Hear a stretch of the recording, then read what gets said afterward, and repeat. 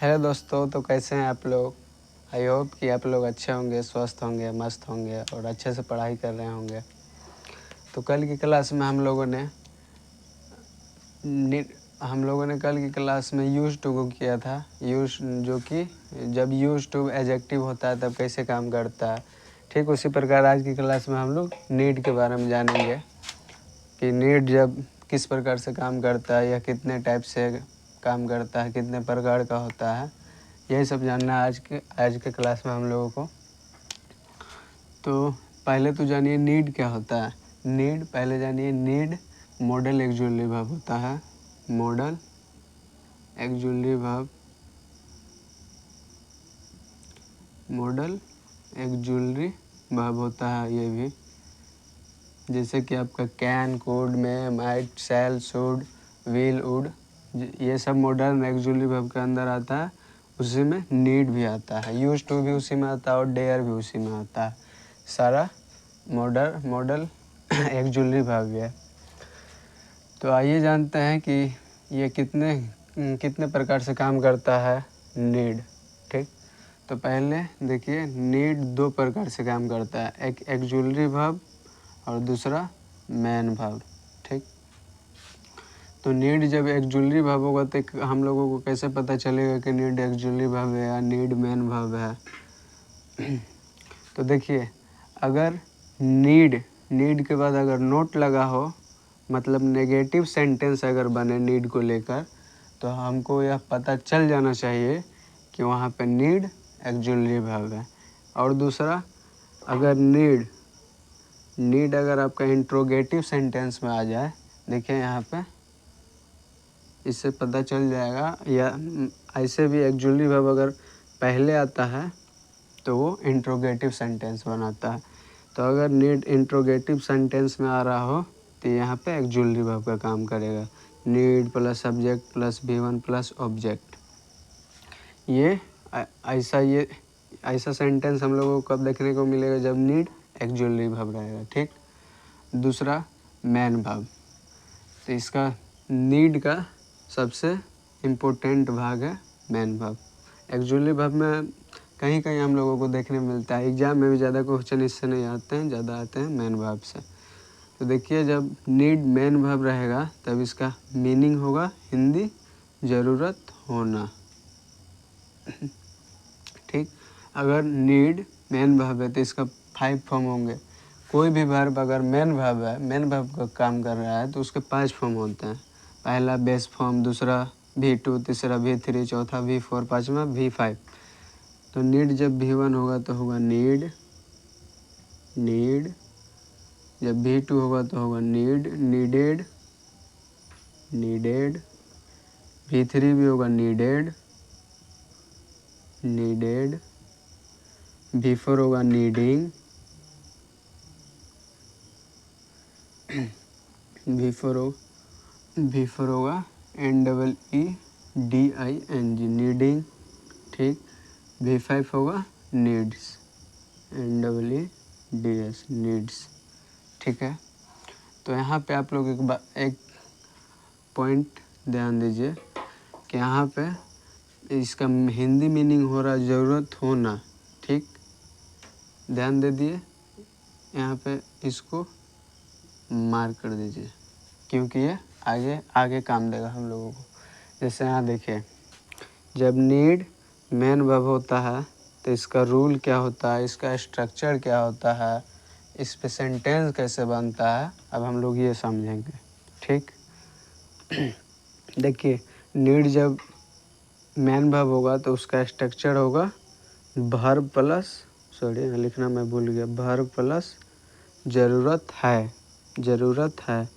तो यहाँ पे देखिए ज़रूरत त है, ता है, ती है। अगर ये सब हिंदी के सेंटेंस के लास्ट में अगर हमको देखने को मिलता है, ता है, ते है, ती है, तो हमें यह पता चलता है कि या तो वो V5 है वर्ब, या तो V5 है या V1 है, या तो सिंगुलर है या प्लूरल है। ठीक,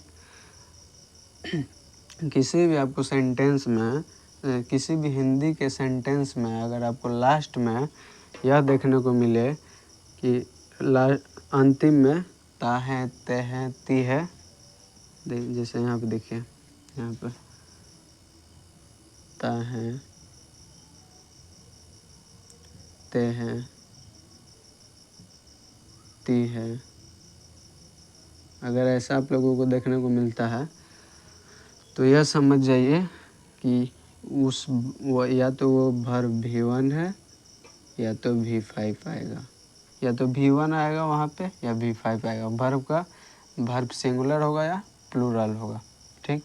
V2 का भी नहीं आएगा ऐसा में, ठीक। तो यहाँ पे देखिए रूल, देखिए रूल क्या होगा। स्ट्रक्चर तो समझ गए कि अगर नीड मैन वर्ब होगा तो स्ट्रक्चर होगा वर्ब प्लस ज़रूरत है। ये वर्ब भी हो, ये वर्ब भी है, ज़रूरत है, ठीक। यहाँ पे देखिए रूल क्या होगा। रूल होगा सब्जेक्ट प्लस नीड या नीड्स प्लस ऑब्जेक्ट, ठीक।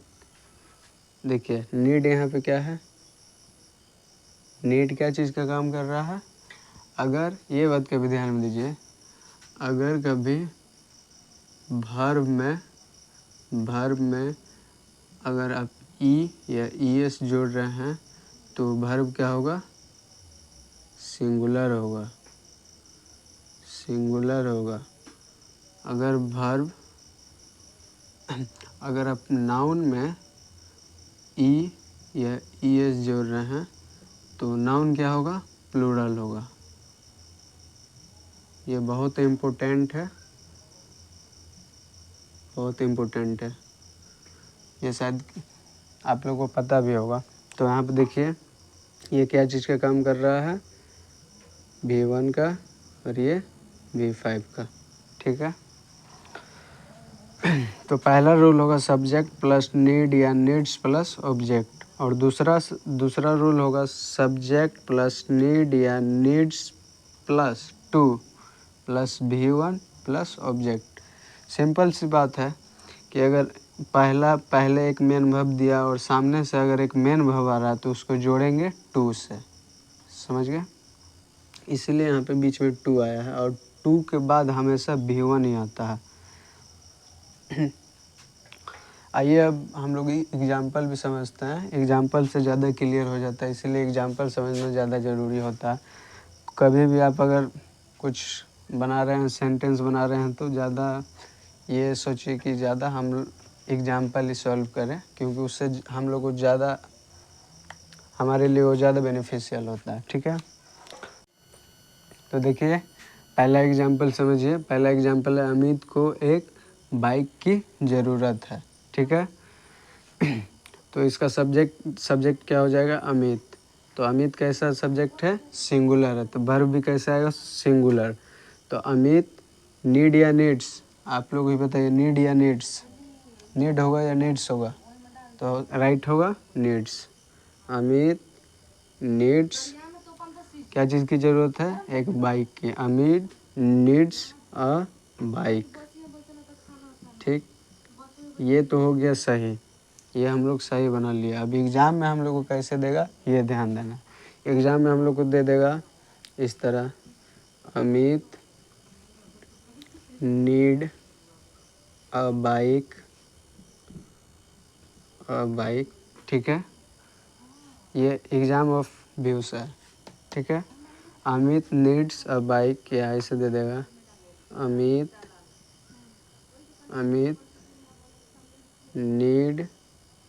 नीड्स टू अ बाइक, ठीक है।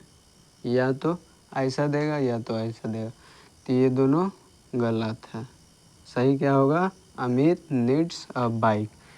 तो इसमें आप लोग BBI भी लिख सकते हैं, क्योंकि ये तो सही है, ये हम लोग भी बना लेंगे, लेकिन ये हम लोग को पता नहीं है, तो BBI लिखना इसमें ज़्यादा इम्पोर्टेंट।